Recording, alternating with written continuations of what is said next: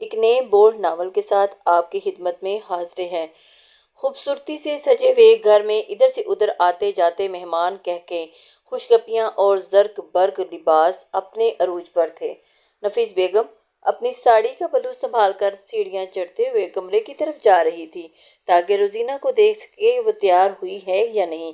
کمرے کا دروازہ کھول کر وہ جیسے ہی اندر کمرے میں داخل ہوئی، کمرہ خالی پڑا تھا۔ بیڈ پر بکھری ہوئی چند چیزیں اور پڑا ہوا سرخ دوپٹہ دیکھ کر وہ ارد گرد روزینے کو تلاش کرتی ہوئی نظروں سے ڈھونڈنے لگی، لیکن روزینے کمرے میں کہیں بھی نظر نہیں آ رہی تھی۔ اس نے آواز دے کر اسے بلایا، لیکن مکمل خاموشی تھی۔ آہستگی سے چلتے ہوئے وہ واش روم میں گئی، لیکن واش روم کے کھلے ہوئے دروازے سے بھی اسے اندازہ ہو گیا کہ روزینے اندر نہیں ہے۔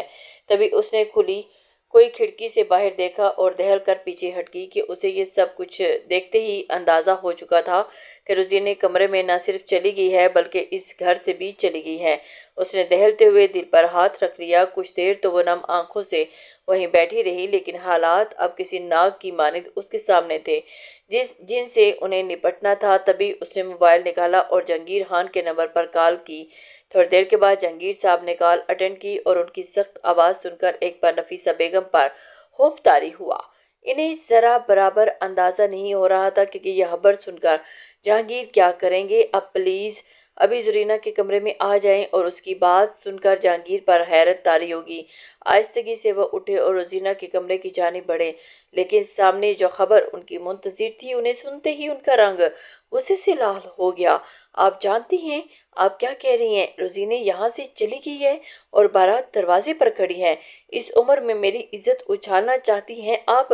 نفیسہ بیگم اچھے سے جانتی تھی کہ جہانگیر پر اس وقت کیا بیت رہی ہوگی۔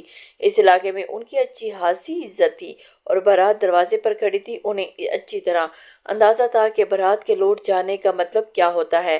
آج اگر بارات ان کے دروازے سے خالی ہاتھ لوٹ گئی تو پھر زندگی میں کبھی بھی یہاں پر کوئی بارات نہیں آئے گی۔ وہ انہی سوچوں میں گم تھی کہ جب جہانگیر خان غصے سے پھنکارتے ہوئے بولے، یہ سب کچھ میں بعد میں دیکھ لوں گا، ابھی تم آیت کو بلاؤ۔ روزینے کی جگہ آیت کا نکاح ہوگا۔ انہوں نے کچھ ہی پل میں اپنی عزت بچانے کے لیے یہ فیصلہ کر لیا تھا۔ لیکن نفیسہ بیگم نے حیرت سے بے یقینی سے انہیں دیکھا۔ یہ آپ کیسی باتیں کر رہی ہیں جہانگیر؟ آپ اچھی طرح جانتے ہیں کہ آیت ابھی صرف 16 سال کی ہے، ابھی تو اس کی گڈے گڈیوں سے کھیلنے والی عمر ہے، اور آپ اسے شہراج عالم کے ساتھ بیاہنا چاہتے ہیں۔ آپ کیسے کر سکتے ہیں اتنی بے جوڑ شادی؟ آپ اچھی طرح جانتے ہیں کہ شہراج 28 سالہ کڑیل جوان ہے اور اس کے مقابلے میں آیت بالکل بچی۔ یہ تمہاری غلطی ہے نفیسہ بیگم کہ تم نے 16 سال کی لڑکی کو گڑیوں کے ساتھ کھیلنے پر لگایا ہوا ہے۔ اگر تمہاری تربیت اتنی اچھی ہوتی تو آج تمہاری بیٹی باپ کی عزت پر یوں داغ لگا کر نہ بھاگتی۔ آج اس کا باپ، اس کا بھائی لوگوں کے سامنے شرم سے سر جھکانے کے لیے موجود ہیں، اور تم کہتی ہو کہ اب بھی بچی ہے۔ روزینہ کے لیے میں نے خود شہراج کا انتخاب کیا تھا، اور اب اس کی جگہ آیت کے لیے بھی شہراج کا انتخاب کر رہا ہوں۔ جو ہوگا بعد میں دیکھا جائے گا۔ فی الحال مجھے اپنی عزت بچانے کے لیے یہ سب کچھ کرنا پڑے گا۔ اور وہ یہ سب کہتے ہوئے باہر چلے گئے، اور نفیسہ بیگم بیڈ پر بیٹھ کر رونے لگی۔ ان کی نازوں پلی بیٹی تھی، انہیں رہ رہ کر روزینے پر غصہ آ رہا تھا۔ اگر وہ شادی نہیں کرنا چاہتی تھی تو پہلے بتا سکتی تھی۔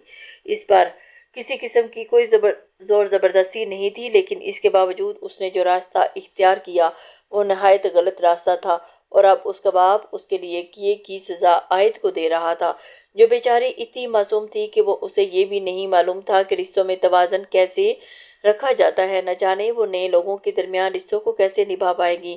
تبھی کمرے میں آیت اپنا لہنگا سنبھالتی ہوئی داخل ہوئی۔ کیا بات ہے ماما، آپ یہاں کیوں بیٹھی ہیں؟ اور آپی کدھر ہے؟ نفیسہ بیگم نے آگے بڑھ کر روتے ہوئے اپنی بیٹی کو سینے سے لگایا، اور ماں کو یوں روتا ہوا دیکھ کر حیران پریشان تھی۔ کیا بات ہے ماما، آپ رو رہی ہیں؟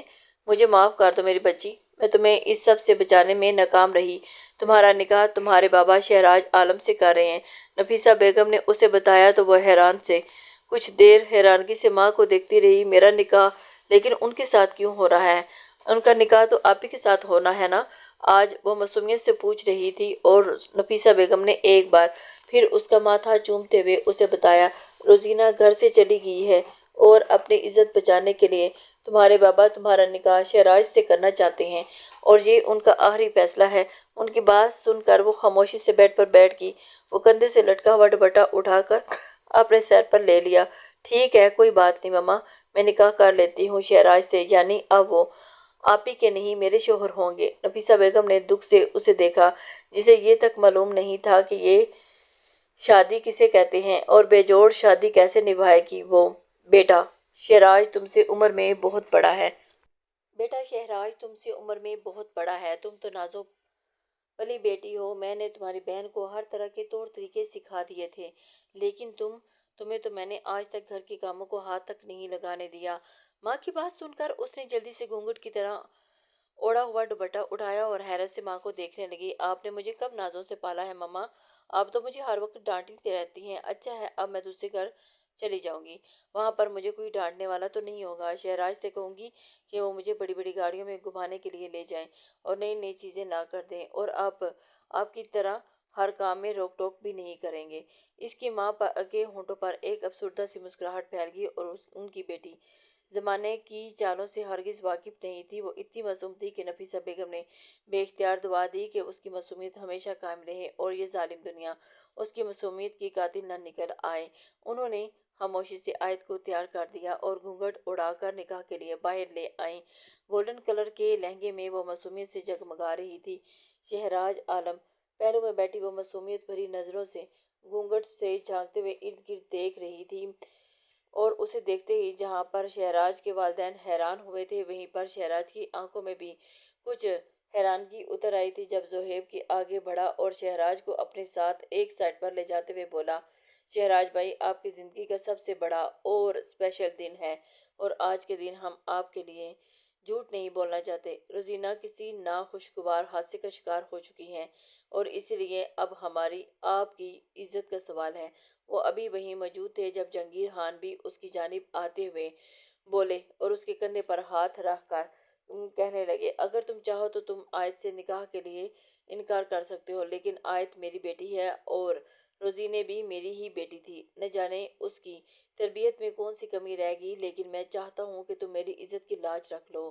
شہراج کے چہرے پر ان گنت تاثرات تھے۔ کتنی امید سے وہ سہرا سجا کر اس لڑکی کو بیاہنے آیا تھا، وہ لڑکی ہی غائب تھی۔ اس نے پلٹ کر ایک بار پھر اپنے پاس بیٹھی اس کم سن لڑکی کو دیکھا تھا، جو گولڈن کلر کے لہنگے میں نہایت معصوم لگ رہی تھی۔ گھونگھٹ کی آڑ سے اس کا جگمگاتا ہوا چہرہ کسی چاند کی مانند چمک رہا تھا۔ وہ روزینے سے زیادہ خوبصورت تھی، لیکن یہاں پر بات ان کی عزت کی تھی، اسی لیے وہ خاموش ہو گیا اور اس نے نکاح کے لیے حامی بھر لی، اور یہ جہانگیر کو ایک بھاری احسان لگ رہا تھا۔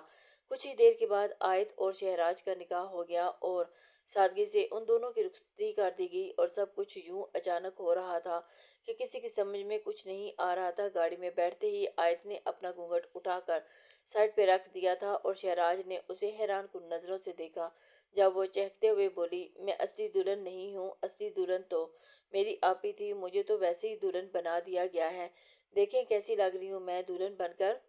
شہراج بے یقینی سے اسے دیکھتے ہوئے اس کی بات سن رہا تھا، اور وہ اتنی چھوٹی تھی کہ وہ اس کے ساتھ زندگی گزارنے کا تصور بھی نہیں کر سکتا تھا، لیکن اب حالات نے اسے اس کی بیوی بنا دیا تھا۔ تو ایک بار پھر وہ شہراج کو دیکھتے ہوئے بولی، اب کیا کرتے ہیں بڑے بھائی، آپ کی گاڑیاں تو آپ کے مونچھوں کی طرح بڑی بڑی ہیں۔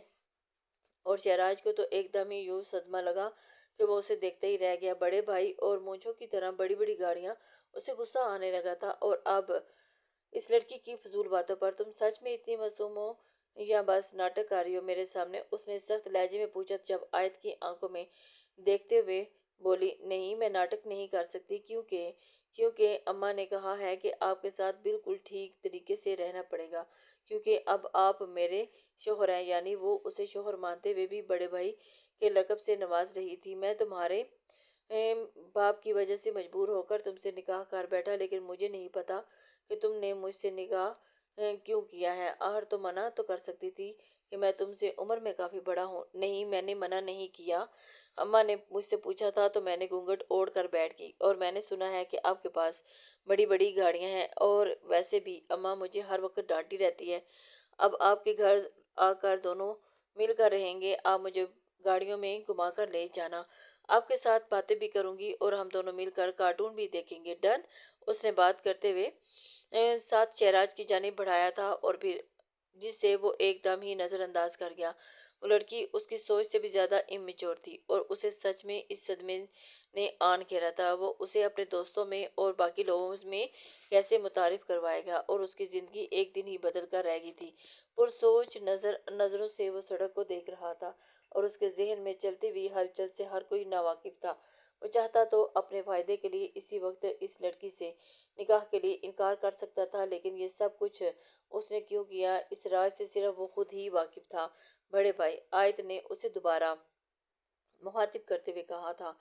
کچھ کہنا چاہا جب وہ ایک دم سے ہی اسے دیکھ کر بھڑک اٹھا۔ Shut up! اگر اب تمہاری آواز آئی تو میں تمہاری زبان کاٹ دوں گا۔ وہ ایک دم سے ہی اس کی سخت آواز سن کر روحانسی ہوگی اور شہراز نے گاڑی میں پڑے ہوئے لینز کے پیکٹ اٹھائے اور اس کی طرف بڑھاتے ہوئے کہا، خاموشی سے انہیں بیٹھ کر کھاؤ اور اب دوبارہ کوئی بات مت کرنا۔ اب وہ حقیقت میں خاموش ہو چکی تھی۔ گاڑی دروازے پر آن رکی تو ان کا پرتپاک طریقے سے استقبال کیا گیا۔ آیت مسکراتے ہوئے معصومیت سے ادھر ادھر دیکھتے ہوئے آنکھیں مٹکا کر دیکھ رہی تھی۔ شہراز نے سختی سے ان کا ہاتھ تھام رکھا تھا کہ مبادا کہ وہ یہاں پر کوئی ایسی حرکت سر انجام نہ دے دے جو اس کے لیے شرمندگی کا باعث بنے۔ تھوڑی دیر کی رسموں کے بعد آیت کو شہراز کے کمرے میں پہنچا دیا گیا۔ ارد گرد کے لوگوں اور اس کے دوستوں نے یہی سوال دہرایا تھا کہ آخر کیا ہوا۔ اس کا نکاح روزینے کے بجائے آیت سے کر دیا گیا، لیکن اس کے پاس دینے کے لیے فی الحال خود بھی اس سوال کا جواب نہیں تھا۔ آیت بے فکری سے بیڈ پر ٹیک لگا کر بیٹھی کمرے کی آرائش کو دیکھ رہی تھی اور پھولوں سے سجا ہوا کمرہ اسے کسی خواب کی مانند لگ رہا تھا جس میں وہ کسی فیری ٹیل کی مانند بیٹھی اترا رہی تھی۔ تبھی ستارہ بیگم اندر داخل ہوئی۔ وہ آیت کو غصے بھری نظروں سے دیکھ رہی تھی۔ آیت نے کچھ دیر انہیں دیکھا اور پھر مسکرا کر ادھر ادھر دیکھنے میں مشغول ہو گئی تھی، لیکن ستارہ بیگم کو اندر ہی اندر بہت زیادہ تپ چڑھی ہوئی تھی کہ اسے سمجھ نہیں آ رہی تھی آخر ماجرا کیا ہے، اور شہراز بھی نے اسے کچھ نہیں بتایا۔ ستارہ بیگم نے حیرت سے اسے دیکھا۔ آنٹی، یہ کمرے میں موجود LCD تو چلا دیں، میں کارٹون ہی دیکھ لوں۔ ستارہ بیگم کی طرف دیکھتے ہوئے اس نے فرمائش کی اور ستارہ بیگم اس کی عجیب و غریب فرمائش سن کر ہی دنگ رہ گئی۔ شاید وہ پہلی دلہن تھی جو اپنی سہاگ رات کو کارٹون لگا کر دیکھنے کی فرمائش کر رہی تھی، اس لیے وہ غصے سے آگے بڑھتے ہوئے بولی، یقیناً تم بھی اپنی بہن کی طرح کوئی گل کھلا کر میرے بیٹے کی زندگی برباد کرنے آئی ہو۔ انہیں کڑے تیوروں سے خود کو گھورتے ہوئے پا کر آیت کچھ سہم سی گئی تھی۔ کہاں ہے تمہاری بہن اور کس کے ساتھ بھاگی ہے وہ؟ تم جانتی ہو کچھ؟ آیت سہمتے ہوئے نفی میں سر ہلایا تھا۔ مما نے مجھے بس اتنا کہا تھا کہ روزینے ابھی بھاگی ہیں اور اب میری شادی ان کی جگہ ان کے دولہے سے ہو چکی ہے، اسی لیے آپ دیکھیں میں ان کے کمرے میں موجود ہوں۔ ستارہ بیگم نے اس کی طرف دیکھتے ہوئے اپنا سر تھام لیا تھا۔ وہ تو سوچ بھی نہیں سکتی تھی کہ ان کی بیٹی کی زندگی یوں ایک ہی دن میں تباہ ہو کر رہ جائے گی۔ کیا کیا خوب خواب دیکھے تھے انہوں نے بہو لانے کے، اور اپنی مرضی سے روزینے کو ڈھونڈ کر شہراز کے لیے پسند کیا تھا، لیکن اس کی قسمت میں یہ بچی تھی جسے ڈھنگ سے نہ بات سمجھ میں آتی تھی اور نہ ہی وہ رشتوں کو سمجھ سکتی تھی۔ وہ غصے سے جل بن کر اٹھی اور آیت کو گھورتے ہوئے کمرے سے باہر چلی گئی۔ آیت تو ان کے جانے کے بعد لہنگا سنبھالتی ہوئی اٹھی اور کمرے میں لگے ہوئے LCD کو اوپن کر کے دیکھنے لگی، اور تھوڑی ہی دیر کے بعد جب شہراز کمرے میں داخل ہوا تو اسے یوں انمہاک سے فلم دیکھتے ہوئے دیکھ کر حیران رہ گیا۔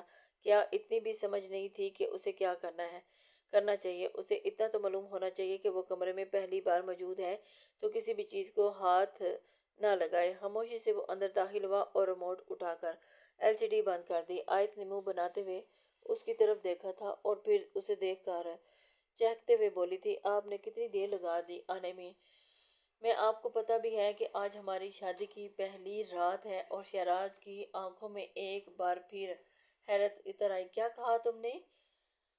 کیا کہہ رہی ہوں کہ آج ہماری شادی کی پہلی رات ہے، اور یہ رات دولہا دلہن کے لیے بہت اسپیشل ہوتی ہے، اس میں ڈھیر ساری باتیں بھی کی جاتی ہیں، اور ہاں میری دوست مجھے بتا رہی تھی کہ منہ دکھائی بھی دیتے ہیں۔ اب میرے لیے منہ دکھائی کیا لے کر آئے ہیں؟ اچھا، پھر تو تمہاری دوست نے یہ بھی بتایا ہوگا، کافی کچھ بتایا ہوگا۔ شہراز نے مانی ہجی سے اس سے پوچھا تھا۔ ہاں، بہت کچھ بتایا تھا انہوں نے مجھے یہ بھی کہا تھا کہ اب میرے شوہر ہیں اور مجھ سے بہت پیار کریں گے، لیکن بڑے بھائی آپ تو بہت اکڑو ہیں۔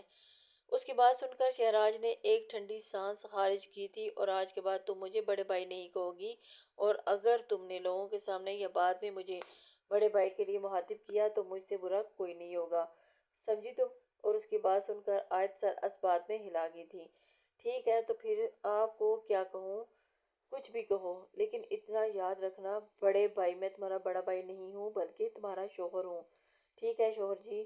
اس لڑکی کو سمجھانا بہت مشکل بات تھی، بھینس کے آگے بیج بچانے کے مترادف تھا۔ شہراج نے اسے چینج کرنے کے لیے کہا اور خود بیڈ پر لیٹ گیا تھا۔ کافی دیر کے بعد وہ واش روم سے نکلی تو ڈھیلے ڈھالے شرٹ ٹراؤزر میں وہ مزید بچوں کی طرح نظر آ رہی تھی۔ شہراج نے اس سے نظریں چرا لی۔ وہ بالکل بچی تھی اور ایک کڑیل جوان۔ ہر طرف سے یہ رشتہ بالکل بے جوڑ تھا، لیکن وہ اس کے پاس بیٹھتے ہوئے اسے مسلسل اپنی باتوں سے انوالو کرنے کی کوشش کر رہی تھی۔ تھوڑی دیر کے بعد اس کی جلدی زبان کو روکنے کے لیے شہراج نے اس کے لبوں پر ہاتھ رکھا تو وہ بے اختیار ہی سہم گئی اور اس کے اتنا قریب تھا کہ اس کی سانسوں کی خوشبو شہراج کو اپنی سانسوں میں گھلتی ہوئی محسوس ہو رہی تھی، اور آیت کا دل بری طرح سے لرز رہا تھا، جو کچھ دیر پہلے پٹر پٹر پٹر کی زبان چلا رہی تھی، اب سہمی ہوئی نظروں سے اسے دیکھتے ہوئے پیچھے جانے کی کوشش کر رہی تھی۔ شہراج مسکراہٹ دباتے ہوئے اسے دیکھنے لگا، اور ابھی اسی وقت جا کر خاموشی سے سو جاؤ، سمجھی نا، جلدی سے۔ ہاں میں سر ہلاتے ہوئے اٹھ کر بیڈ کی دوسری جانب جا کر لیٹ گئی تھی۔ وہ واقعی تھوڑی دیر میں سو چکی تھی اور اس کی سانسوں کی بھاری آواز کمر میں گونج رہی تھی، جسے سنتے ہوئے شہراج نے بھی آنکھیں موند لی۔ آیت کو رخصت کرنے کے بعد جہانگیر خان نے ارد گرد سے پتہ کروانے کی کوشش کی کہ روزینہ کس کے ساتھ چلی گئی ہے، اور زہیب کا غصے سے برا حال تھا، اور وہ سوچ بھی نہیں سکتا تھا کہ روزینہ یہ سب کچھ کر سکتی ہے۔ وہ ایک دوسرے کو بچپن سے جانتے تھے اور ایک دوسرے کی فطرت سے بھی واقف تھے۔ روزینہ اس شادی کے لیے بے حد خوش تھی، اور اس نے ساری شاپنگ اپنی مرضی سے کے مطابق کی تھی اور ہر چیز اپنے لیے پرفیکٹ چوز کی تھی، لیکن ایسا کیسے ہو سکتا ہے؟ پھر اسے اچانک ہی یاد آیا کہ وہ یہ شادی نہیں کرنا چاہتی، وہ سب کچھ چھوڑ چھاڑ کر چلی گئی ہو۔ زہیب کو ذرا برابر بھی اس بات پہ یقین نہیں آ رہا تھا کہ جبکہ جہانگیر خان نے واضح طور پر کہہ دیا تھا کہ وہ اب اس گھر کے لیے مر چکی ہیں۔ نفیسہ بیگم کا تو رو رو کا برا حال تھا، وہ یہ سوچ بھی نہیں سکتی تھی کہ ان کی بیٹی یہ قدم اٹھا سکتی ہے۔ دوسری بیٹی کے لیے وہ حد سے زیادہ فکر مند تھی۔ ہو سکتا تھا کہ شہراج اس کے گھر والے آیت سے روزینہ کا بدلہ لینا شروع کر دیں، حالانکہ اس سب میں اس کی کوئی غلطی نہیں تھی۔ وہ معصوم تو جانتی بھی نہیں تھی کہ لاؤنج میں بیٹھے ہوئے ابھی وہ اسی کشمکش کا شکار تھے جب جہانگیر صاحب کو کال موصول ہوئی۔ انہوں نے کال اٹینڈ کی اور بات سن کر ان کے چہرے کا رنگ ایک دم سے متغیر ہو چکا تھا۔ لیکن یہ سب کچھ کیسے ہو سکتا ہے؟ اپنے باپ کا پریشان لہجہ دیکھ کر زہیب کے چہرے پر بھی پریشانی پھیل گئی تھی۔ وہ پریشانی سے اپنے باپ کو دیکھ رہا تھا، اور جہانگیر نے فون بند کیا اور ایک دم ہی صوفے پر ڈھیر ہو گئے۔ نفیسہ بیگم جلدی سے ان کی جانب بڑھتے ہوئے بولی تھی، کیا بات ہے جہانگیر، کس کا فون تھا؟ ارے اور کیا کہہ رہا تھا وہ، لیکن وہ گمسم سے بس سر کو جھکائے بیٹھے تھے۔ بابا بابا، زہیب کی آواز پر انہوں نے غمزدہ نظریں اٹھائیں اور آہستگی سے انہیں بتانے لگے، جسے سن کر وہاں موجود نفوس تھک کے رہ گئے تھے۔ پولیس اسٹیشن سے کال آئی ہے، کسی لاش کی پہچان کرنی ہے، کیونکہ ان کو لگتا ہے کہ وہ روزینہ کی ڈیڈ باڈی ہے، اور ان کی آواز کسی گہری کنویں سے آتی ہوئی معلوم ہو رہی تھی، اور نفیسہ بیگم تو زمین پر گر گئی تھی۔ زہیب جلدی سے ان کی جانب بڑھا اور انہیں سہارا دے کر ملازموں کو پانی لانے کے لیے کہا۔ وہ اندر ہی اندر شدت سے دعا مانگ رہے تھے کہ خدا کرے یہ سب کچھ جھوٹ ہو، ایسا کچھ بھی نہیں ہو، لیکن حقیقت ان کے سامنے تھی۔ تھوڑی دیر کے بعد نفیسہ بیگم کی طبیعت سنبھلی تو وہ لوگ تھانے کی جانب چلے گئے تھے، اور گاڑی میں بیٹھے تینوں نفوس اپنی بے قرار دھڑکنوں کو سنبھال کر دل ہی دل میں دعا کر رہے تھے کہ خدا کرے ان کا یہ خدشہ کبھی بھی سچ ثابت نہ ہو۔ تھانے میں پہنچ کر نفیسہ بیگم تو گویا انسپکٹر کے گلے ہی پڑ گئی تھی۔ آپ ایسا کیسے کہہ سکتے ہیں کہ میری پھول جیسی بچی مردہ حالت میں ملی؟ مجھے دکھائیں، کہاں ہے وہ؟ روزینہ روزینہ روزینہ، وہ پاگلوں کی طرح بیٹے کو پکارتے ہوئے اندر جا رہی تھی، اور جہانگیر صاحب انہیں مسلسل سنبھال رہے تھے۔ انسپکٹر نے انہیں ایک لڑکی کی ڈیڈ باڈی کے قریب لا کر کہا کہ آپ اچھی طرح دیکھ لیجئے۔ جہانگیر صاحب نے کانپتے ہاتھوں سے جیسے ہی چہرے سے کپڑا ہٹا کر دیکھا تو بے اختیاری 2 قدم پیچھے ہٹ گئے تھے۔ نفیسہ بیگم تو زوردار چیخ مارتے ہوئے زمین پر بیٹھ گئی تھی، اور روزینہ ان کے سامنے آنکھیں موندے دنیا جہاں سے بے خبر تھی۔ وہ ان سب کو چھوڑ کر ہمیشہ کے لیے چلی گئی تھی، لیکن کسی کی سمجھ میں یہ نہیں آ رہا تھا کہ یہ سب کچھ کیسے ہوا۔ دروازے سے لگا ہوا صہیب بھی شدت سے رو رہا تھا، اور روزینہ اور وہ جڑواں بہن بھائی تھے، اور شروع سے ہی روزینہ اور اس کی دوستی تھی، اور اس کا کسی بھی حالت میں قبول نہیں کر رہا تھا کہ اس کی بہن صرف چند گھنٹوں کے اندر اندر ہمیشہ کے لیے چھوڑ کر چلی گئی۔ انسپکٹر نے انہیں تفصیل دیتے ہوئے بتایا کہ اس لڑکی کو سڑک پر جاتے ہوئے کسی گاڑی نے ہٹ کیا ہے، جس کی وجہ سے سر میں شدید چوٹ لگنے کے باعث ان کا انتقال ہو گیا ہے، اور انہوں نے عروسی جوڑا پہنا ہوا تھا، جس کی وجہ سے لوگوں کو لگا کہ یہ ایک پولیس کیس ہے، اس لیے وہ اس لڑکی کو اٹھانے کے لیے آگے نہیں بڑھے۔ اب آپ لوگوں کے سامنے ہے۔ کیا اس کے ساتھ کوئی اور بھی تھا؟ جہانگیر نے روتی ہوئی آواز سے ان سے پوچھا تھا، جب آفیسر نے نفی میں سر ہلاتے ہوئے کہا، نہیں، ان کے ساتھ اور کوئی نہیں تھا، یہ اکیلی تھی، لیکن ان کے ہاتھ میں موجود یہ چھوٹا سا کاغذ ملا ہے، اور اس کے علاوہ کسی قسم کی کوئی چیز ثبوت ان کے پاس موجود نہیں تھا۔ صہیب نے وہ ٹکڑا لے کر آہستگی سے جیب میں ڈال لیا۔ نہ جانے اسے کیا ہوا تھا اور کیوں وہ ایک دم سے انہیں چھوڑ کر چلی گئی، اور ان کے اندر اتنا حوصلہ نہیں تھا کہ وہ اب مزید انویسٹیگیشن کرتے، اس لیے اس کی ڈیڈ باڈی لے کر گھر آ گئے۔ نفیسہ بیگم پوری رات روتی رہی، اور اس نے جہانگیر کو کہا تھا کہ آیت کو بھی بلا لیں۔ جب جہانگیر نے ٹھنڈی آہ بھرتے ہوئے کہا، میں جانتا ہوں کہ میری ایک بیٹی مجھے ہمیشہ کے لیے چھوڑ کر چلی گئی ہے، جس کے بدلے میں نے اپنی دوسری بیٹی کا نکاح کر کے ان لوگوں کو حوالے کر دیا ہے۔ نکاح کرتے ہوئے شہراز نے یہ شرط رکھی تھی کہ جب کبھی ان کی بہن واپس آ جائے گی تو اس کے ساتھ آیت کا کوئی رشتہ نہیں ہوگا، اور میں نہیں چاہتا کہ ایک بار پھر آیت کو واپس بلا کر اس کی زندگی میں عذاب گھول دوں۔ جو ہو چکا ہے اسی پر خاموشی اختیار کر لینی چاہیے۔ نفیسہ بیگم اپنے شوہر کی بات سن کر حیرت کا شکار تھی، اور اسے تو اپنی بیٹیوں کے نصیب پر رونا آ رہا تھا۔ ایک بیٹی جو کہ بے جوڑ مرد کے ساتھ زندگی گزارنے کے لیے رخصت کر دی تھی، اور دوسری بیٹی جو اپنی شادی والے دن عروسی جوڑے میں ان کی مردہ حالت میں پڑی تھی، اور ان کا دل ہی جانتا تھا کہ کیسے اسے عروسی جوڑے سے علیحدہ کر کے کفن میں لپیٹ دیا جائے۔ وہ پھولوں جیسی لڑکی ایک دم ہی کفن کی چادر اوڑھ کر ان کے سامنے تھی۔ صہیب چیخ چیخ کر رو رہا تھا، اور اسے شام کو روزینے کو دفنا دیا گیا تھا، اور افسردگان میں بس چند ہی لوگ تھے جو رشتہ دار تھے اور افسردگی کے لیے ان کے گھر آئے۔ لوگوں نے طرح طرح کی باتیں مشہور کر دی تھی۔ کسی نے کہا کہ کسی لڑکی کے ساتھ بھاگی تھی، اور کسی اور لڑکے نے اپنا مطلب پورا کرنے کے بعد جان سے مار دیا، تو کوئی کہہ رہا تھا کہ لڑکی نے خودکشی کر لیا کیونکہ اسے لڑکا پسند نہیں تھا۔ ہوا جتنے منہ اتنی باتیں۔ یہی باتیں صہیب کو اندر ہی اندر کاٹ رہی تھی۔ وہ سوچ بھی نہیں سکتا تھا کہ اسے یہ دن بھی دیکھنا پڑے گا، اور اسے آج بھی وہ لمحہ اچھی طرح یاد تھا جب شہراز عالم سے منگنی کرتے ہوئے روزینہ کتنی خوش تھی۔ اس نے اپنی زندگی میں آج تک کوئی ایسا کام نہیں کیا تھا جس کی وجہ سے اس کے باپ کا سر جھک کر چلتا، لیکن اور شہراز عالم کو تو اس کے باپ نے ہی پسند کیا تھا، اور اس نے باپ کی پسند کو تسلیم کیا۔ وہ نہ صرف خوش تھی بلکہ بے حد مطمئن بھی تھی۔ اس نے اپنی شادی کی ساری شاپنگ خود کی تھی، اور صہیب اور اس کے درمیان اچھی دوستی تھی، اور اکثر ہی صہیب اپنی آنے والی زندگی کے بارے میں لمحات شیئر کرتی رہتی۔ وہ کتنی خوش تھی اس رات جب شہراز عالم کے نام کی مہندی لگی تھی، اور وہ مہندی کفن میں بھی لپٹے ہوئے ہاتھوں پر جب گھما رہی تھی۔ اس نے کتنے ایمان سے اپنی ہتھیلی کے درمیان شہراز کا نام لکھوا لیا تھا، تو پھر کیسے وہ نکاح سے چند گھنٹے قبل بھاگ کر کسی اور کی باہوں کا سہارا ڈھونڈ سکتی تھی؟ صہیب تو مر تو سکتا تھا، لیکن یہ بات تسلیم نہیں کر سکتا تھا، اور اس روز بہن کو دفناتے ہوئے اس نے دل میں پختہ ارادہ کر لیا تھا کہ وہ اپنی بہن کے مجرموں تک پہنچ کر رہے گا۔ اسی لیے اس نے اپنے دل میں ایک ارادہ کر لیا تھا، اور کسی بھی حالت میں ان کو نہیں چھوڑے گا۔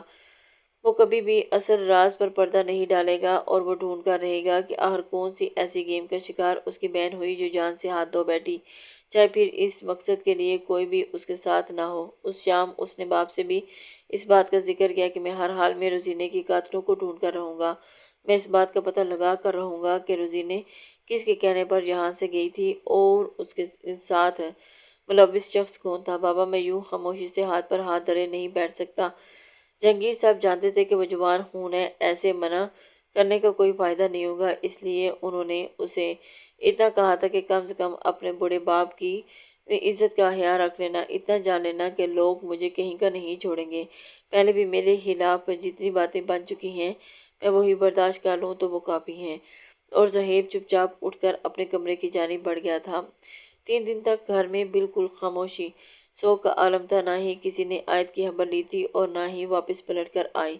شہراج کام کے سلسلے میں 3 دن کے لیے گھر سے باہر چلا گیا تھا اور اس نے اسے یہی کہا تھا کہ جب میں واپس آؤں گا تو تمہیں تمہارے مائکے والوں سے ملوا کر آؤں گا، لہٰذا اتنا بے صبر ہونے کی ضرورت نہیں۔ اور وہ بھی بس خاموش ہو گئی تھی۔ اسے شدت سے اپنے ماں باپ کی یاد آ رہی تھی اور بھائی بھی۔ اس گھر میں آ کر اسے احساس ہوا تھا کہ وہ ان لوگوں سے بچھڑ گئی ہے، جن لوگوں کے بغیر وہ ایک پل بھی نہیں رہ سکتی تھی۔ سارا دن کمرے میں پڑے پڑے وہ بور ہو رہی تھی تو گھر میں کوئی بھی ایسا انسان نہیں تھا جو اس کے پاس آ کر بات کرتا سوائے اس کی ساس کے، اور وہ بھی جلی کٹی سنا کر اسے مزید افسردہ کر دیتی۔ ستارہ بیگم کے اندر تو یہ دکھ ہی نہیں ختم ہو رہا تھا کہ ان لوگوں نے ان کے ساتھ دھوکہ کیا ہے۔ بڑی بہن کا رشتہ دینے کے بعد انہوں نے دھوکے سے اپنی چھوٹی بیٹی کا ہاتھ ان کے ہاتھ میں تھما دیا، گویا جان چھڑوا لی، اور ان کی اپنی بیٹی کوئی نہیں تھی، اس لیے وہ کبھی نہیں جان سکتی تھی کہ ماں باپ کبھی بھی اپنی بیٹیوں کے ہاتھ کسی کے ہاتھ میں دے کر جان نہیں چھڑواتے۔ اکثر ہی آیت کو یہ طعنہ دیا کرتی کہ تمہارے ماں باپ نے تو پلٹ کر تمہاری خبر ہی نہیں لی۔ وہ بس افسردگی سے کمرے میں جا کر رونے لگ جاتی۔ اسے اپنے ماں باپ کی بہت یاد آ رہی تھی اور ماں باپ سے یہ شکوہ ہونے لگا تھا کہ انہوں نے 3 دنوں میں اس کی خبر تک نہیں لی کہ وہ لوگ اس سے اتنا اکتا چکے تھے۔ اس روز بھی شہراج واپس آیا تو وہ صوفے پر افسردہ حالت میں بیٹھی ہوئی تھی۔ شہراج نے اسے حیرت سے افسردہ موڈ میں دیکھا تو وہ لڑکی جب سے اس گھر میں آئی تھی تو اپنی شرارتوں اور چنچل طبیعت کی وجہ سے ہر وقت ہنستی کھیلتی رہتی۔ اسے ذرا برابر پرواہ نہیں تھی کہ یہ اس کا سسرال ہے یا اب اس کی شادی ہو چکی ہے۔ اب تو اسے اس بات کی بھی فکر نہیں تھی کہ اب اس کی عمر 16 سال کی ہو چکی ہے، اس پر ذمہ داریوں کا بوجھ آن پڑا ہے۔ اسے بس فکر تھی تو اپنے پلانز کی، اپنے کھیلوں کی، اپنی عادتوں کی اور انجوائے کرنے کی۔ لیکن آج اسے افسردہ حالت میں دیکھ کر شہراج کے دل کو کچھ ہوا تھا۔ وہ آہستگی سے اس کی جانب قریب جا کر بیٹھ گیا۔ کیا ہوا؟ آج تمہارے منہ پر 12 بج رہے ہیں۔ آیت نے چونک کر اسے دیکھا۔ اسے معلوم ہی نہیں ہوا کہ وہ کب کمرے میں آیا اور اس کے اتنا قریب آ کر بیٹھ گیا، اور ایک پل کے لیے اس کی آنکھوں میں شوخی ابھری اور پھر معدوم ہو کر دوبارہ افسردگی چھا گئی۔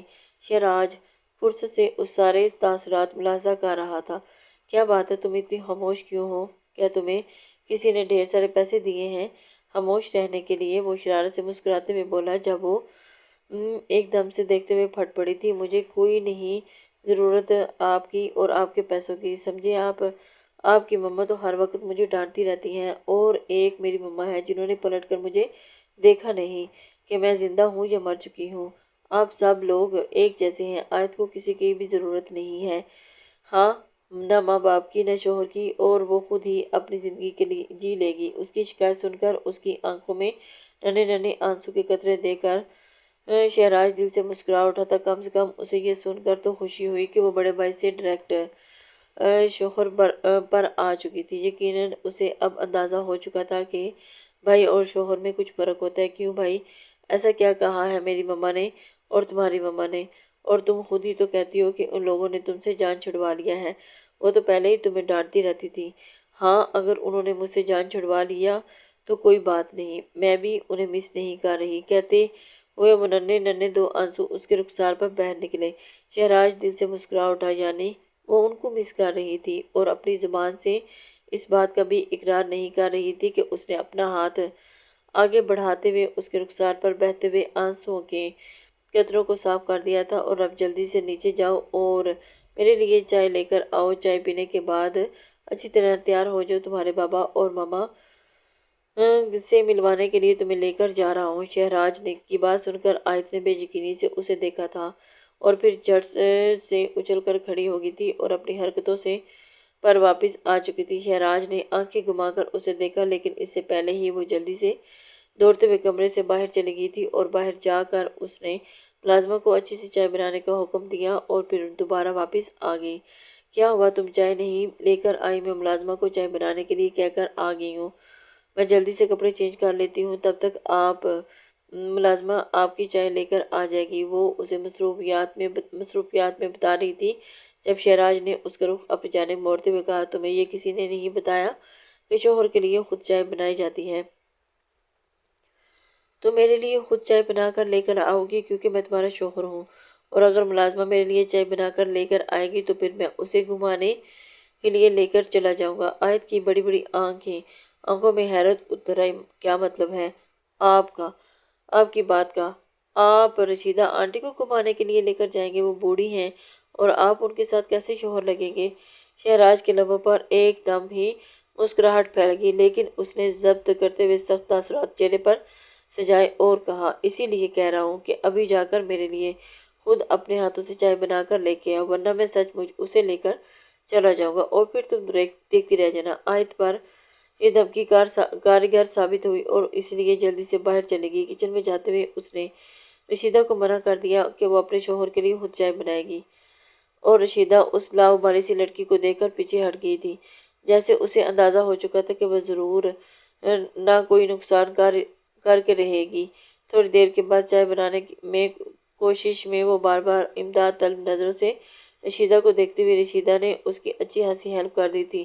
چائے کو ٹرے میں سجا کر وہ لے جانے لگی تو اس نے یوں تاثرات اپنے چہرے پر سجائے ہوئے تھے جیسے ایک مار کا فتح کر کے لے کے جا رہی ہو۔ کمرے میں داخل ہوتے ہی اس نے اپنی آنکھیں گھما کر شہراز کو دیکھا تھا، جو شیشے کے سامنے کھڑا شرٹ لیس اپنے بال سجا رہا تھا، اور اس کے کسرتی بازوں کو دیکھ کر آنکھیں بٹکاتے ہوئے اسے دیکھنے لگی، اور پھر چائے ٹیبل کے پاس رکھ کر اس کے قریب آ گئی تھی۔ آپ جانتے ہیں زیادہ کھانے کی وجہ سے آپ کے بازو اتنے موٹے ہو چکے ہیں، اور آپ چاہتے ہیں کہ میں بھی زیادہ کھاؤں تاکہ میرے بازو بھی اتنے موٹے ہو جائیں۔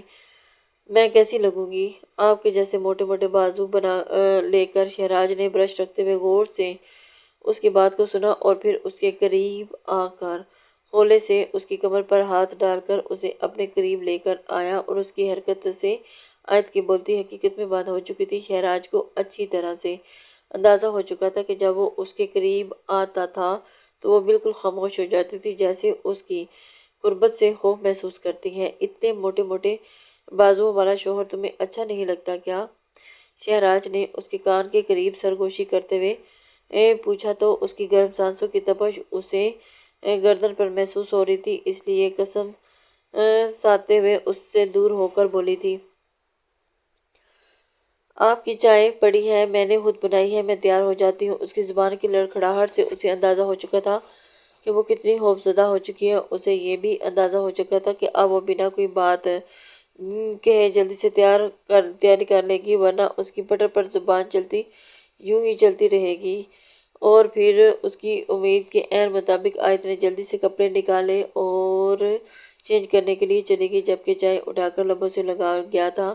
چائے میں پتی زیادہ ہونے کی وجہ سے ایک کڑواہٹ اس کے منہ میں گھلنے لگی، لیکن پھر بھی پی رہا تھا، نہ جانے کیوں، لیکن اسے یہ پیتے ہوئے اچھا لگ رہا تھا کہ یہ چائے آیت نے اس کے لیے بنائی ہے۔ اور اس کی چھوٹی سی بیوی جیسے ہی اپنے گھر میں داخل ہوئی، غیر معمولی خاموشی نے اس کا استقبال کیا، اور اسے حیرت ہوئی کہ سب لوگ کہاں چلے گئے ہیں اور گھر میں اتنی خاموشی کیوں ہے۔ اندر داخل ہوتے ہوئے اس نے نفیسہ بیگم کو بلانا شروع کر دیا، اور اس کی آواز سنتے ہی نفیسہ بیگم جلدی سے کمرے سے باہر آئی تھی۔ دوڑتے ہوئے اس نے گلے لگا کر بے انتہا پیار کرنے لگی، اور اندر ہی اندر اپنی نم آنکھوں سے اسے دیکھتے ہوئے صدقے ماری جا رہی تھی۔ آج کتنے دنوں کے بعد وہ ان کے سامنے تھی۔ کیسی ہو میری جان؟ آیت آپ سے بہت ناراض ہے، اتنے دن ہو گئے ہیں آپ نے میری خبر ہی نہیں لی، اور آپ لوگ مجھ سے تنگ آ چکے تھے۔ لیکن اس نے سیڑھیاں اترتے ہوئے جہانگیر کو دیکھ کر شکایت کی، اور پھر آگے بڑھتے ہوئے ان کے گلے جا لگی، اور دروازے میں کھڑا شہراز یہ منظر محفوظ ہوتی ہوئی آنکھوں سے دیکھ رہا تھا، اور اسے اچھی طرح اندازہ ہو چکا تھا کہ وہ گھر بھر کی لاڈلی ہے۔ تھوڑی دیر کے بعد زہیر بھی آ گیا تھا۔ لاؤنج میں بیٹھ کر وہ حال احوال لیتے ہوئے شائستہ انداز میں جہانگیر سے بات کر رہا تھا، لیکن آج اسے محسوس ہو رہا تھا کہ جیسے ان کا لہجہ کچھ ٹوٹا ہوا ہے۔ معافی چاہتے ہیں شہراز بیٹا، ہم دوبارہ اس گھر میں آ ہی نہیں پائے، کچھ شرمندگی کی بنا پر، اور کچھ حالات ایسے ہو چکے تھے کہ ہمارا آنا ممکن ہی نہیں ہوا۔ جہانگیر صاحب معذرت خواہ لہجے میں بولتے ہوئے شہراز نے جلدی سے ان کی بات کاٹتے ہوئے مسکرا کر کہا، کوئی بات نہیں انکل، وہ آپ کا اپنا گھر ہے، آپ جب چاہیں وہاں آ سکتے ہیں، آپ کو کسی بھی طرح سے شرمندہ ہونے کی ضرورت نہیں۔ شہراز نے ان کی ڈھارس بندھائی تھی۔ ماما آپ بھی واپس نہیں آئیں ابھی تک؟ آیت نے معصومیت سے پوچھا، اور پورے لاؤنج میں صدقہ طاری ہو گیا۔ سب لوگ جیسے ہی ایک دوسرے سے نظریں چراتے ہوئے دیکھ رہے تھے، شہراز بھی حیرت زدہ ہو کر ان لوگوں کے تاثرات دیکھ رہا تھا۔ جب نفیسہ بیگم کی آنکھوں سے لگاتار آنسو بہنے لگے تھے، آیت جلدی سے ان کی جانب بڑھی اور ان کے آنسو پوچھتے ہوئے ان کے ماتھے پر بوسہ دینے لگی۔ کیا ہوا ماما، آپ رو کیوں رہی ہیں؟ اسے لگا تھا کہ اس کی ماں اس کی بہن کی وجہ سے پریشان ہے، لیکن اس کی ماں کی زبان سے نکلتے ہوئے الفاظ سن کر کہ وہ وہیں پر ساکت رہ گئی۔ روزینے اب کبھی واپس نہیں آئے گی آیت، وہ ہمیشہ کے لیے ہمیں چھوڑ کر چلی گئی ہے، بہت دور دوسرے جہان میں، جہاں پر اب ہماری ملاقات اس سے نہیں ہو سکتی۔ نفیسہ بیگم کی بات سن کر آیت اپنی جگہ ساکت ہو چکی تھی اور اسے یقین بھی نہیں آ رہا تھا کہ اس کی ماں کیا کہہ رہی ہے، جبکہ شہراز کے چہرے کا رنگ ایک دم سے بدل گیا تھا اور اس کی زبان کنگ ہو چکی تھی، جیسے ہی وہ بولنے کی سکت کھو چکا ہو، اور پھر کافی دیر کے بعد لڑکھڑاتی زبان کے ساتھ ہی جہانگیر سے مخاطب ہوا، لیکن انکل کیسے؟ وہ ان کی طرف حیرت سے دیکھ رہا تھا۔ جہانگیر صاحب تو اپنے ہی اندر شرمندہ ہو چکے تھے، وہ شہراز کو کیسے بتاتے؟ پتہ نہیں بیٹا، اس روز شام کو ہمیں پولیس اسٹیشن سے کال آئی تھی کہ ایک لڑکی کی ڈیڈ باڈی کی شناخت کرنے کے لیے بلایا گیا تھا، اور وہ روزینے ہی تھی، اور رات ہم نے روزینے کو دفن کر دیا اور آیت کو اس کے بارے میں اطلاع نہیں دی کہ ہو سکتا ہے آپ لوگ اسے آنے نہ دیں، اور وہ گردن جھکا کر اسے بتا رہے تھے، اور شہراز کا دل ایک دم ہی اٹک کر دھڑکنے لگا۔ اسے اندازہ بھی نہیں تھا کہ یہ سب کچھ ہو جائے گا، جبکہ آیت بے یقینی سے ماں باپ کو دیکھتے ہوئے رو رہی تھی، جنہوں نے اس کی بہن کا آخری دیدار بھی اسے نہیں کرنے دیا۔ رو رو کر اس کا برا حال تھا۔ شہراز اسے وہ رات وہیں پر ٹھہرا کر چلا گیا، اور اسے نہیں لگتا تھا کہ وہ واپس آنے کے لیے تیار ہے۔ اسے لگا کہ جیسے اس کی فیملی کو اس کی ضرورت ہے، اور شاید شہراز کو خود بھی فی الوقت تنہائی کی ضرورت تھی۔ اسے کچھ لمحات ساتھ بتانا چاہتا تھا۔ پوری رات ہی نفیسہ بیگم حوصلہ دیتی رہی۔ وہ خود ہی اپنی بیٹی کی موت پر ٹوٹ چکی تھی، اور ان میں اس وقت نہیں تھا، لیکن وہ کسی کو بھی حوصلہ دے پاتے۔ لیکن آیت اپنی بہن کو یاد کرتے ہوئے بری طرح رو رہی تھی، اور اس کمرے کی ہر چیز نشانی کے طور پر اس کے پاس موجود تھی، لیکن وہ نہیں تھی جس کی مالکیت یہ سب کچھ تھا۔ زوہب خاموشی سے اٹھا اور کمرے میں چلا گیا، اور بیڈ پر بیٹھتے ہوئے ایک بار پھر اس کی آنکھوں سے لگاتار آنسو بہنے لگے اور اس کا دم گھٹ رہا تھا۔ وہ جلدی سے اٹھا اور کھڑکی کی کپردے ہٹا دیے۔ تبھی ٹھنڈی کی ہوا کے ساتھ اس کے ذہن میں جھماکا سے وہ خیال آیا جس نے اس کی آنکھوں کو روشن کر دیا تھا۔ وہ تو اتنے بڑے دکھ میں یہ سب کچھ فراموش کر گیا تھا۔ جلدی سے پلٹتے ہوئے اس نے الماری کھولی اور دھڑا دھڑ کپڑے نکال کر باہر پھینکنے لگا۔ اس روز واپس پلٹ کر اس نے کاغذ کا ٹکڑا اسی الماری میں رکھا تھا، پھر وہ اس کاغذ کے بارے میں بھول گیا۔ بلاخر کچھ دیر کوشش کرنے کے بعد وہ اسے ٹکڑا مل ہی گیا، جسے کھولتے ہوئے اس کا دل بری طرح لرز رہا تھا۔ وہ ہانپتی ہوئی سانس کے ساتھ اسے دیکھ رہا تھا، جس پر تحریر اس کی سمجھ سے بالکل نہیں آ رہی تھی۔ اگر گھر کی پچھلی گلی میں آج تم باہر نہیں آئی تو تمہاری بارات تمہارے دولہے سمیت تمہارے گھر پر نہیں آئے گی، یاد رکھنا۔ وہ بے یقین ہو کر اس کی دھمکی بھری تحریر کو دیکھ رہا تھا۔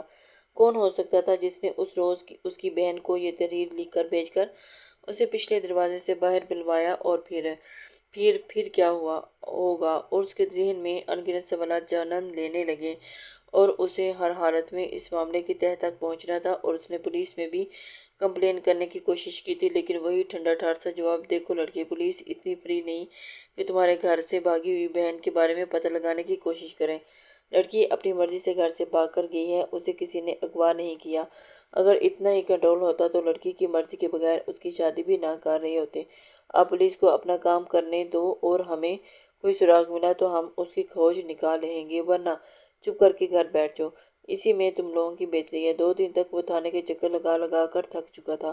اس کے پاس اب کسی قسم کا کوئی ثبوت نہیں تھا جس کے مطابق وہ واضح کر پاتا کہ اس کی بہن بے قصور ہے۔ دوسرے دن شہر جا کر آیت کو واپس لے کر چلا گیا، اور لیکن آیت ابھی بھی بے حد اداس تھی۔ شہراز کے پاس جا کر وہ بھی مسلسل اپنی بہن کے بارے میں ذکر کر رہی تھی۔ اس رات بھی وہ اپنی بہن کے بارے میں بات کرتے کرتے سو گئی اور اپنی اداسی پہ وہ یہ بھی نہیں محسوس کر پائی کہ شہراز کا رویہ کتنا اکھڑا اکھڑا ہے۔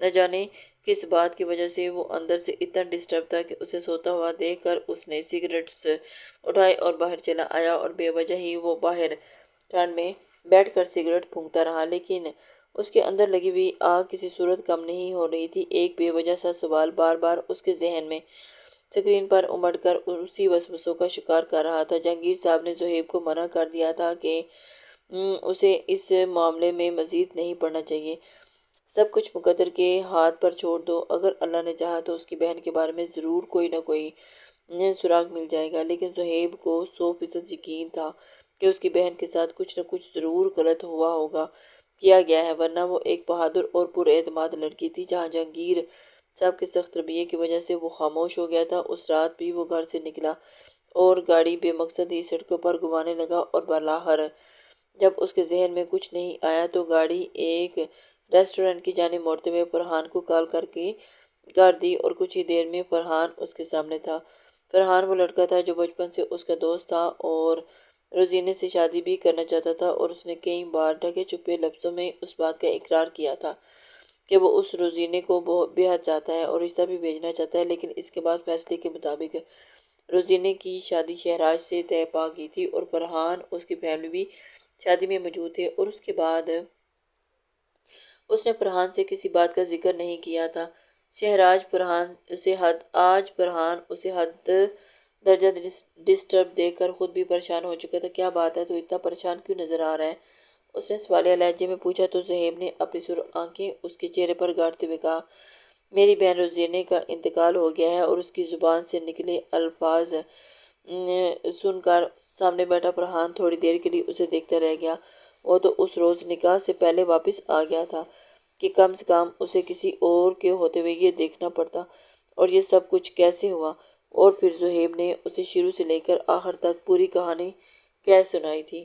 فرحان بس خاموشی سے اسے سنتا رہا، اور اس تحریر کے بارے میں جاننے کے بعد فرحان کو بھی تجسس نے آن گھیرا تھا کہ اس کے پیچھے ایک گہرا راز ہو سکتا ہے۔ وہ جو بھی تھا، اس نے روزینے کو گھر کی پچھلی طرف بلایا تو اسے کیوں نہیں کرتا کہ گھر کی پچھلی جانب لگے کیمروں سے فوٹیج نکال لے کہ وہ زہیب کی آنکھیں ایک دم سے ہی چمک اٹھی تھی۔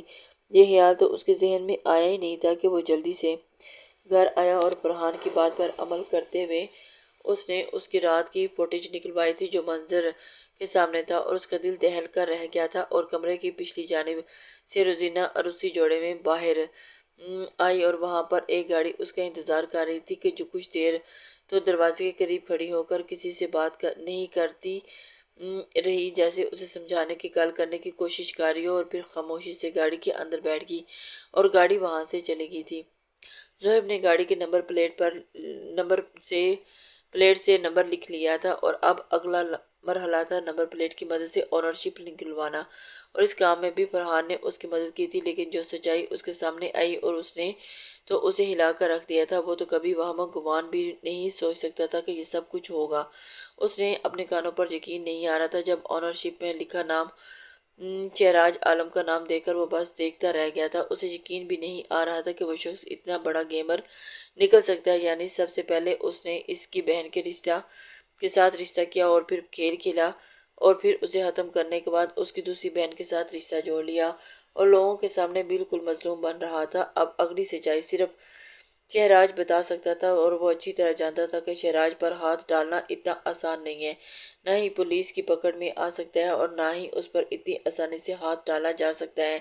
اس لیے اس نے اپنا اگلا پلان بھی ترتیب دینے کا فیصلہ کر لیا، اور اس کام میں بھی اس نے فرحان نے اس کی بھرپور مدد کی تھی۔ وہ اس روز وہ عائد کے کہنے پر اسے شاپنگ کروانے کے لیے لے گیا۔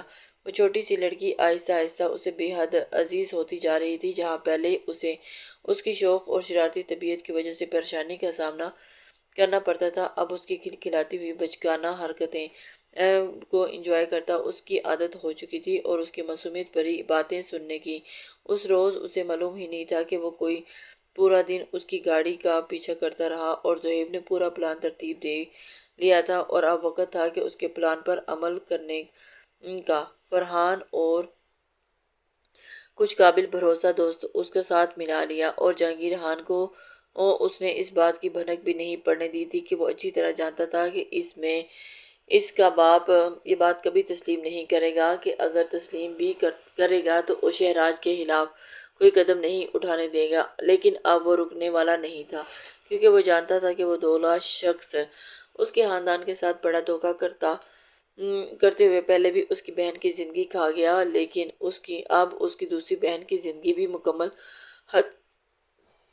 خطرے میں تھی۔ اور یہ وقت تھا کہ جب کمرے میں مکمل خاموشی تھی۔ بستر پر پڑی ہوئی آیت بے سود ہو کر سو رہی تھی۔ ابھی کچھ دیر پہلے ہی اس کی ماما نے بات کی اور اب وہ سارے دن کی تھکاوٹ کی وجہ سے سو گئی، جبکہ اس کے قریب بیٹھا شہراز لیپ ٹاپ پر کام کرتے ہوئے کافی مصروف نظر آ رہا تھا۔ تھوڑی دیر گزری جب اس نے لیپ ٹاپ کو سائیڈ پر رکھا اور ایک نظر آیت کو دیکھا۔ وہ سوتے ہوئے اتنی معصوم لگ رہی تھی کہ وہ بے اختیاری اس کے قریب جا کر لیٹ گیا اور اس کی بھاری سانسوں کی مہک کو محسوس کرتے ہوئے اس نے انگلی کے پور سے اس کے چہرے پر بکھری ہوئی لٹوں کو پیچھے کیا۔ لائٹ میں اس کا چہرہ چمکا رہا تھا اور سوتے ہوئے وہ بے انتہا معصوم لگ رہی تھی۔ اس نے ابھی تک اپنے جذبات کو قابو میں رکھتے ہوئے اس کی معصومیت کو نہیں نوچا تھا۔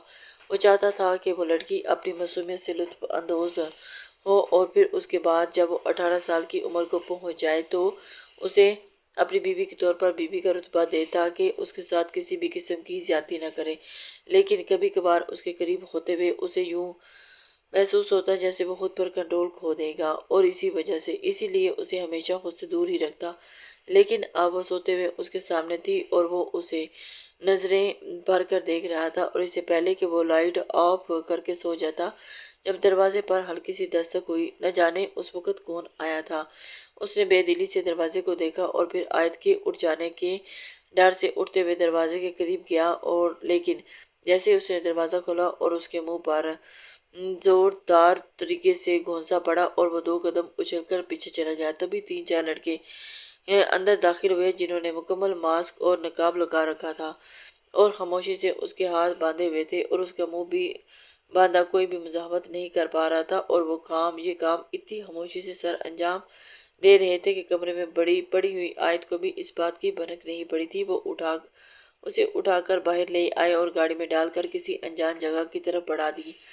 شہراز کو اندازہ نہیں ہو رہا تھا کہ وہ کون سے لوگ ہیں اور اس سے کیا چاہتے ہیں۔ نہ جانے دروازے پر کھڑے ہوئے گارڈز کدھر تھے جو وہ اس کے کمرے کے دروازے تک پہنچ جائیں۔ کافی دیر کے بعد اسے ایک انجان پر گاڑی رکی اور اسے کھینچ کر باہر اتار کر لایا گیا تھا، اور اس کے منہ پر کپڑا ہٹایا تو وہ کرخت لہجے میں پوچھنے لگا، کوکو کون ہو تم لوگ اور کیوں لے کر آئے ہو مجھے یہاں؟ تم لوگ جانتے نہیں ہو کہ تم نے شہراز عالم پر ہاتھ ڈال کر اتنی موت کو دعوت دی ہے؟ تبھی ایک لڑکا آگے بڑھا اور اس کے منہ پر زوردار تھپڑ مارا۔ شہراز غصے سے سرخ ہو چکا تھا اور لڑکا آگے بڑھے اور لاتوں اور مکوں اور گھونسوں سے اس کی اچھی خاصی توازے کر دی۔ اس وقت تو ایک ویران جگہ پر ہو، تمہارے کیمروں کی فوٹیج کو ہٹا دیا گیا ہے اور تمہیں مکمل طور پر تمہیں پلان کے ساتھ یہاں پر لایا گیا ہے۔ تم بے فکر ہو، تمہیں کسی کو بھی کچھ نہیں پتا چلے گا جب تک تم کے ساری حقیقت سے پردہ نہیں ہٹا دیتے۔ اگر پوچھے گئے سوال کا تم نے ٹھیک سے جواب نہیں دیا تو اگلے ہی پل میں تمہاری کھوپڑی ادار دی جائے گی اور کوئی بھی یہ نہیں جان پائے گا کہ شہراز عالم کدھر گیا۔ لیکن اگر کوئی جان بھی لیتا تو اس سے تمہیں کوئی فائدہ نہیں ہونے والا تھا، کیونکہ تم لوگ اس وقت بہت دور پہنچ چکے ہوگے۔ وہ لڑکا کان کے قریب اڑاتے ہوئے اسے ویڈیو دکھانے لگا، جسے دیکھ کر شہراز کی آنکھیں پھٹی کی پھٹی رہ گئی۔ مجھے بتاؤ یہ گاڑی یہاں پر کیا کر رہی ہے اور اس کے پیچھے کیا حقیقت ہے؟ اگر تم نے سچ کے علاوہ کسی بھی بات کو بیان کرنے کی کوشش کی تو تمہاری کھوپڑی اڑا دی جائے گی۔ وہ چاروں طرف سے اس پر گن تان کر کھڑے تھے اور اسے ہر طرف اپنی موت نظر آ رہی تھی، اس لیے سچ کے علاوہ کوئی چارہ نہیں تھا۔ یہ میری ہونے والی بیوی روزینے تھی جس سے اس روز میری شادی ہونے والی تھی، لیکن میں اسے شادی نہیں کرنا چاہتا تھا کیونکہ وہ میرے ساتھ یونیورسٹی میں پڑھتی تھی اور ایک روز اس نے مجھے تھپڑ مارا تھا اور میں اس سے اس ذلت کا بدلہ لینا چاہتا تھا، اور جس روز وہ دلہن بن کر میرا انتظار کر رہی تھی میں نے اسے باہر بلایا اور میرا ارادہ تھا کہ میں گاڑی میں ڈال کر اسے کچھ فاصلے پر چھوڑ دوں گا اور اس سے دستبردار ہو جاؤں گا اور واپس آ کر لوگوں میں اسی بات پر مشہور ہو جائے گی کہ وہ کسی لڑکے کے ساتھ بھاگی ہے اور بدکرداری کی وجہ سے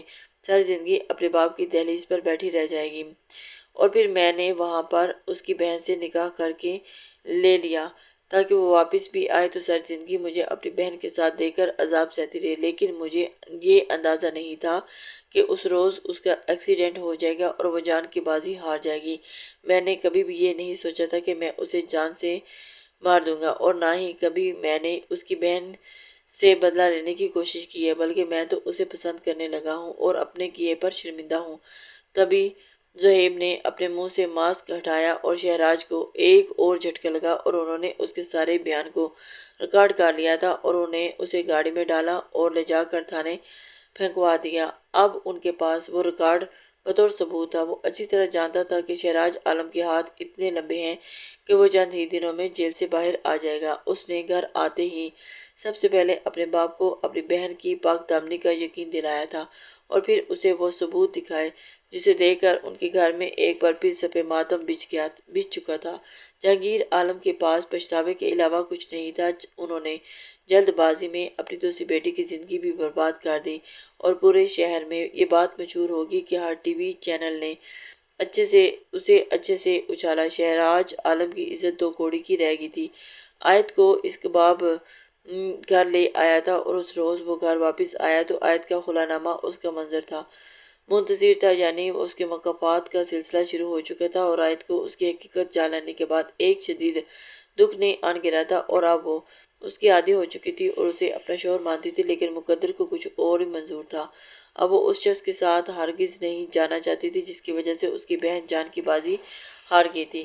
شہراج پر مسلسل دباؤ دیا جاتا رہا کہ وہ آیت کو طلاق دے دے اور اس روز اس نے سب کے سامنے طلاق نامے پر دستخط کرتے ہوئے اسے ہمیشہ کے لیے اپنا تعلق توڑ دیا، لیکن نہ جانے کیوں اب اسے پچھتاوے نے آن گھیرا تھا۔ اس لڑکی سے بچھڑ کر جانے کا دکھ اس کے دل پر اس قدر حاوی ہو چکا تھا کہ اس کی راتوں کی نیند بھی اڑ چکی تھی اور اس کے ضمیر کا بوجھ اسے رات دن یہ کہتے ہوئے ستاتا رہا کہ تھپڑ کا بدلہ تھپڑ سے چکایا جا سکتا ہے، ضروری تو نہیں کہ کسی کو بدکرداری کا داغ دے کر وہ بدلہ چکایا جائے اور پھر آپ کی وجہ سے کوئی جان کی بازی ہار جائے۔